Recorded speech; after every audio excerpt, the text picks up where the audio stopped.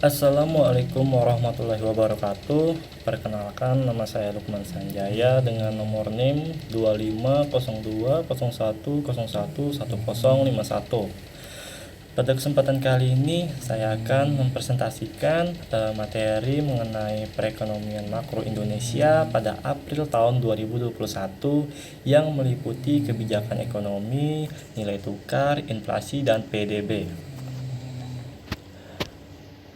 Pengantar ekonomi makro. Ekonomi makro adalah cabang ilmu ekonomi yang mempelajari gambaran besar perekonomian suatu negara secara menyeluruh. Berbeda dengan ekonomi mikro yang berfokus pada individu atau perusahaan. Ekonomi makro menganalisis variabel-variabel utama seperti pertumbuhan ekonomi, inflasi, nilai tukar, dan kebijakan ekonomi nasional. Memahami ekonomi makro sangat penting agar kita dapat menilai kondisi ekonomi nasional secara objektif. Memahami pengaruh kebijakan pemerintah dan Bank Indonesia terhadap kehidupan masyarakat, serta menganalisis dampak pandemi COVID-19 terhadap perekonomian Indonesia di tahun 2021. Kondisi Indonesia pada saat pandemi COVID-19. Pada awal tahun 2021, Indonesia masih menghadapi tantangan berat akibat pandemi COVID-19 yang membatasi hampir seluruh aspek kehidupan masyarakat dan perekonomian nasional. 1. Pandemi membatasi aktivitas masyarakat, bisnis, dan mobilitas secara luas. 2. Pembatasan sosial berskala besar atau PSBB diterapkan di berbagai daerah. Yang ketiga, sektor ekonomi seperti transportasi, pariwisata, dan perdagangan mengalami tekanan berat. Juga protokol kesehatan ketat menjadi bagian dari kehidupan sehari-hari bagi masyarakat. Lalu pemerintah dan Bank Indonesia bergerak cepat untuk menjaga stabilitas ekonomi nasional. Dampak pandemi terhadap masyarakat. Pandemi COVID-19 membawa dampak besar bagi kehidupan sehari-hari masyarakat Indonesia. Juga pembatas mobilitas dan aktivitas sosial menyebabkan penurunan konsumsi, pendapatan rumah tangga, serta memperburuk kondisi sosial ekonomi banyak keluarga. Dampak utamanya pada masyarakat. Dampak utamanya pada masyarakat, pembatasan mobilitas, mengurangi konsumsi dan pendapatan rumah tangga secara signifikan. Banyak juga pekerjaan yang terdampak PHK atau pengurangan jam kerja akibat penurunan aktivitas bisnis. Lalu masyarakat juga rentan bergantung pada bantuan sosial pemerintah untuk memenuhi kebutuhan dasar. Lalu dampak pandemi terhadap dunia usaha. Pandemi COVID-19 memberikan tekanan berat pada dunia usaha di Indonesia. Penurunan permintaan secara drastis dan gangguan rantai pasok membuat banyak sektor bisnis kesulitan bertahan, terutama usaha kecil dan menengah (UMKM). Poin-poin penting penurunan permintaan dan gangguan rantai pasok menekan pendapatan usaha secara signifikan. Banyak juga UMKM menghadapi kesulitan finansial hingga terpaksa menutup usahanya. Terus juga sektor transportasi dan pergudangan mengalami kontraksi paling dalam hingga 13,12%. Pihak-pihak yang terlibat dalam kebijakan ekonomi. Pemerintah pusat dan daerah menetapkan kebijakan fiskal, program bantuan sosial, dan stimulus ekonomi untuk menjaga stabilitas nasional. Bank Indonesia otoritas moneter yang menjaga stabilitas nilai tukar rupiah, suku bunga, dan mengendalikan inflasi. Otoritas Jasa Keuangan atau OJK mengawasi perbankan dan lembaga keuangan untuk memastikan stabilitas sistem keuangan nasional. Yang terakhir, koordinasi antar lembaga. Sinergi antara pemerintah, Bank Indonesia, dan OJK sangat penting dalam penanganan krisis ekonomi pandemi. Lalu peran pemerintah dalam kebijakan ekonomi. Pemerintah memiliki peran krusial dalam menjaga stabilitas dan mendorong pemulihan ekonomi di tengah pandemi COVID-19 melalui kebijakan fiskal, pemerintah mengalokasikan anggaran untuk melindungi masyarakat terdampak dan memulihkan aktivitas usaha. Langkah-langkah dan kebijakan. Langkah-langkahnya adalah membuat program bantuan sosial dan subsidi untuk masyarakat terdampak pandemi. Lalu stimulus fiskal bagi dunia usaha agar dapat bertahan dan beroperasi kembali. Setelah itu pengelolaan anggaran negara secara efisiensi untuk mendukung pemulihan ekonomi. Peran Bank Indonesia atau BI adalah Bank Sentral Republik Indonesia yang bertugas menjaga stabilitas nilai rupiah dan sistem keuangan nasional. Di tengah tekanan pandemi COVID-19, BI mengambil langkah-langkah kebijakan moneter strategis untuk mendukung pemulihan ekonomi. Kebijakan moneter BI 1. Menjaga stabilitas nilai tukar rupiah terhadap mata uang asing, menurunkan suku bunga acuan untuk mendorong pemulihan ekonomi, mengendalikan inflasi agar tetap rendah dan stabil sesuai target. Peran dari Otoritas Jasa Keuangan atau OJK. Prioritas Jasa Keuangan adalah lembaga independen yang bertugas mengawasi dan mengatur seluruh kegiatan di sektor jasa keuangan di Indonesia. Di tengah pandemi, peran OJK semakin krusial dalam menjaga stabilitas sistem keuangan nasional. Fungsi utama OJK adalah 1. Mengawasi perbankan dan lembaga keuangan lainnya agar dapat beroperasi sehat dan sesuai regulasi. Memastikan likuiditas dan kesehatan sistem keuangan tetap terjaga di tengah tekanan pandemi. Lalu memberikan perlindungan kepada konsumen jasa keuangan dari praktik yang merugikan. Nilai tukar rupiah pada April tahun 2021. Pada April tahun 2021, nilai tukar rupiah terhadap dolar Amerika Serikat relatif stabil, meski masih menghadapi tekanan dari ketidakpastian global akibat pandemi COVID-19. Bank Indonesia terus melakukan intervensi untuk menjaga stabilitas rupiah demi mendukung pemulihan ekonomi nasional. Faktor dan dampak nilai tukar rupiah relatif stabil didukung oleh kebijakan moneter Bank Indonesia yang konsisten. Lalu faktor penentu nilai tukar meliputi arus ekspor-impor, aliran modal asing, dan inflasi. Ketiga, pelemahan nilai tukar dapat menaikkan harga barang impor dan menekan daya beli masyarakat. Dampak perubahan nilai tukar terhadap ekonomi.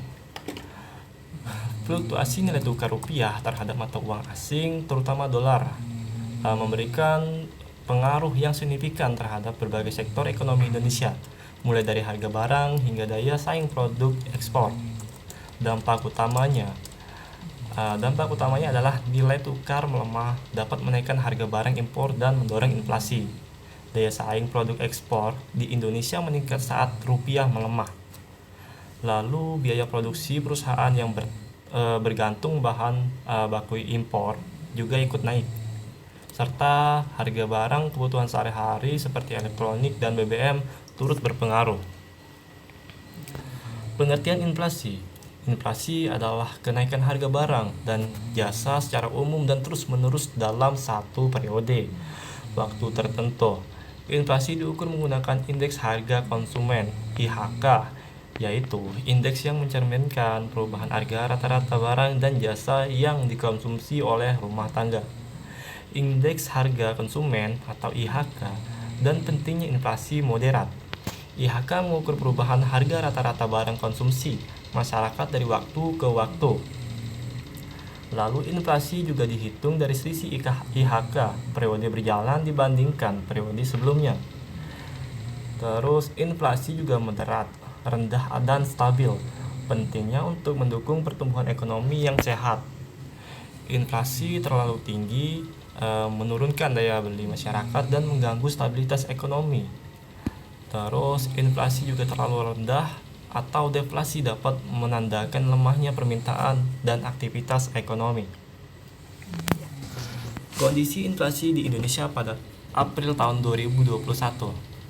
Pada April tahun 2021, Indonesia mencatat inflasi bulanan sebesar 0,13% dan inflasi tahunan year on year sebesar 1,42%. Angka ini tergolong rendah, mencerminkan tekanan permintaan yang masih lemah di tengah pandemi COVID-19. yang membatasi aktivitas ekonomi masyarakat. Poin penting, inflasi di bulan April tahun 2021 sebesar 0,3%. 0,13%, relatif rendah dan terkendali. Inflasi tahunan di bulan April tahun 2021 sebesar 1,42%, masih dalam kisaran target Bank Indonesia. Lalu juga inflasi rendah menunjukkan daya beli masyarakat sebelum sepenuhnya pulih akibat pandemi. Hubungan nilai tukar, inflasi dan PDB. Nilai tukar dan inflasi. Nilai tukar yang melemah menaikkan harga barang impor, mendorong inflasi dan menekankan daya beli masyarakat secara langsung. GDP, inflasi, konsumsi, dan PDB. Inflasi memengaruhi daya beli dan konsumsi masyarakat yang pada akhirnya tercermin dalam pertumbuhan PDB secara keseluruhan. Pengertian produk domestik atau bruto, atau disebut juga PDB. Produk domestik bruto adalah nilai total seluruh barang dan jasa yang diproduksi di dalam suatu negara dalam periode tertentu, biasanya tahunan atau 1 triwulan. PDB juga merupakan indikator utama untuk mengukur besaran pertumbuhan ekonomi di suatu negara. Fungsi dan jenis PDB. PDB mengukur pertumbuhan ekonomi dan tingkat kesejahteraan suatu negara secara keseluruhan. PDB atas dasar harga berlaku nominal mencerminkan nilai output menggunakan harga pada tahun berjalan. PDB atas dasar harga konstan real menggunakan harga tahun dasar untuk menghilangkan pengaruh inflasi.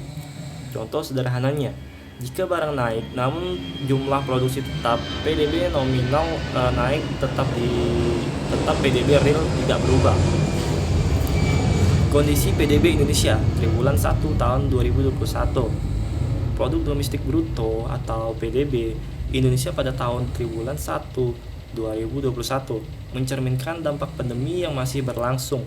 Pertumbuhan ekonomi tercatat sebesar 0,74%, menunjukkan kontraksi akibat tekanan pandemi COVID-19 yang membatasi aktivitas ekonomi secara luas. Data resmi PDB triwulan tahun 2021. PDB atas dasar harga berlaku sebesar 3.969.1 triliun. PDB atas dasar harga konstan 2.683,1 triliun. Pertumbuhan ekonomi triwulan 1 tahun 2001 sebesar 0,74%, kontraksi. Angka negatif menunjukkan output ekonomi lebih rendah dibandingkan periode sama tahun sebelumnya. Sektor ekonomi yang terdampak pandemi. Pandemi COVID-19 memberikan tekanan berat pada beberapa sektor ekonomi Indonesia. Penurunan aktivitas masyarakat dan pembatasan mobilitas menyebabkan kontraksi signifikan di sejumlah sektor strategis yang berdampak langsung pada lapangan kerja dan pendapatan nasional. Sektor paling terdampak, transportasi dan pergudangan, mengalami penurunan paling dalam hingga 13,12% akibat pembatasan perjalanan. Sektor pariwisata dan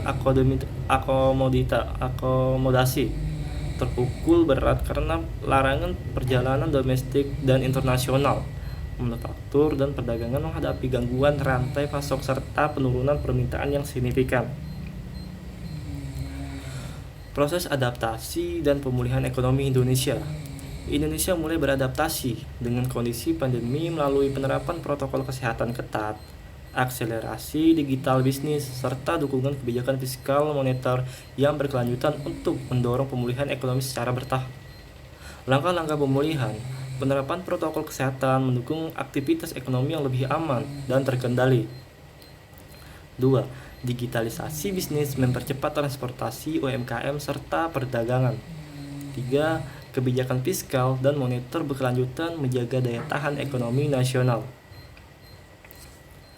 Ringkasan kondisi ekonomi tahun 2021.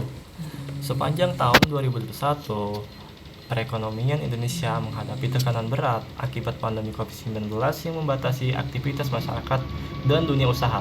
Meski demikian, Berbagai kebijakan fiskal dan moneter yang terkoordinasi berhasil menjadi stabilitas ekonomi dan mendorong tanda-tanda pemulihan secara bertahap. Poin-poin utama: pandemi COVID-19 membatasi aktivitas ekonomi dan menekan pertumbuhan PDB sehingga 0,74% pada triwulan 1 tahun 2021. Kedua, kebijakan pemerintah melalui stimulus fiskal dan bantuan sosial berperan penting dalam menjaga daya beli masyarakat. Bank Indonesia juga menjaga stabilitas nilai tukar rupiah dan mengendalikan suku bunga acuan untuk mendukung pemulihan. Inflasi tetap terkendali angka di 0,13 dan 1,42, mencerminkan permintaan yang masih lemah. Terdapat juga tanda-tanda pemulihan perlahan melalui digitalisasi, adaptasi bisnis, dan dukungan kebijakan berkelanjutan. Kesimpulan, ekonomi Indonesia pada tahun 2021 menunjukkan perbaikan dibanding tahun sebelumnya. Pertumbuhan ekonomi mulai kembali positif setelah mengalami tekanan akibat COVID-19. Pemulihan didukung oleh peningkatan aktivitas masyarakat, konsumsi, investasi, juga kebijakan pemerintah.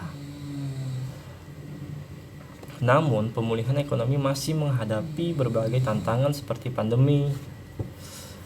Secara keseluruhan, pada tahun 2021 menjadi salah satu tahap penting dalam proses pemulihan ekonomi.